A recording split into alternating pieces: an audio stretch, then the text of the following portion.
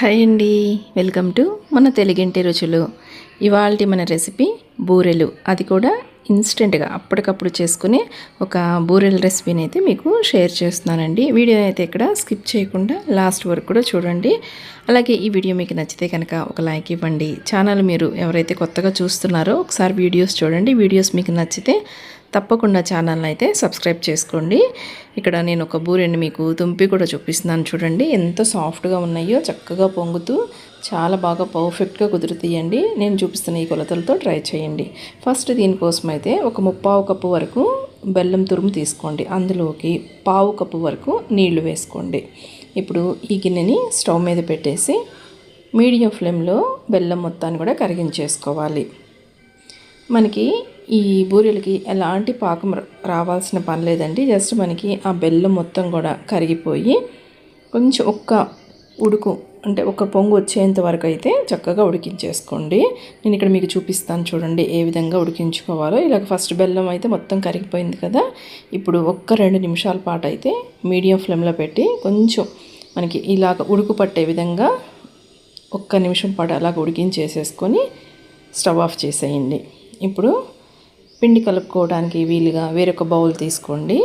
అందులోకి మీరు ఏ కప్పుతో తీసుకున్నారో బెల్లము సేమ్ అదే కప్పుతోటి 1 కప్పు నిండుగా గోధుమ పిండి వేసుకోండి.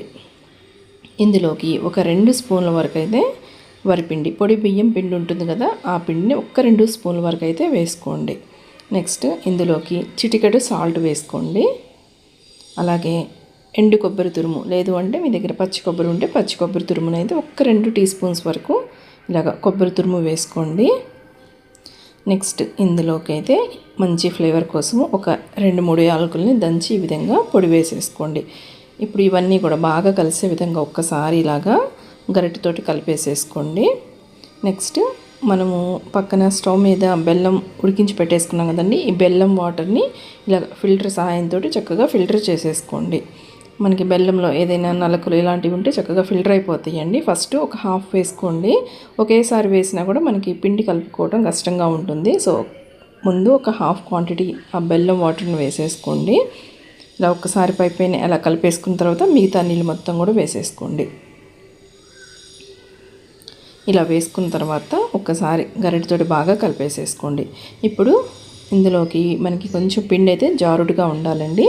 కన్సిస్టెన్సీకి తగ్గట్టుగా కొంచెం కొంచెంగా ఇలాగ చూసుకుంటూ నీళ్ళు వేసుకోండి. నార్మల్ వాటరేనండి.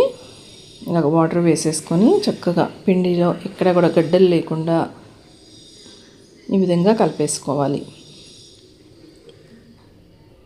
ఇక్కడ నాకు సుమారుగా మరొక హాఫ్ కప్పు వరకు అయితే వాటర్ పట్టినాయండి. అంటే బెల్లం నీళ్ళు కాకుండా మరొక 1/2 కప్పు వరకు అయితే నీళ్లు వేసాను.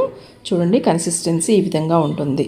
ఇందులో మనము కొబ్బరి తురుము ఇవి వేసాం కాబట్టి కొంచెం మనకి స్మూత్ బ్యాటర్ లాగా కనిపించట్లేదు.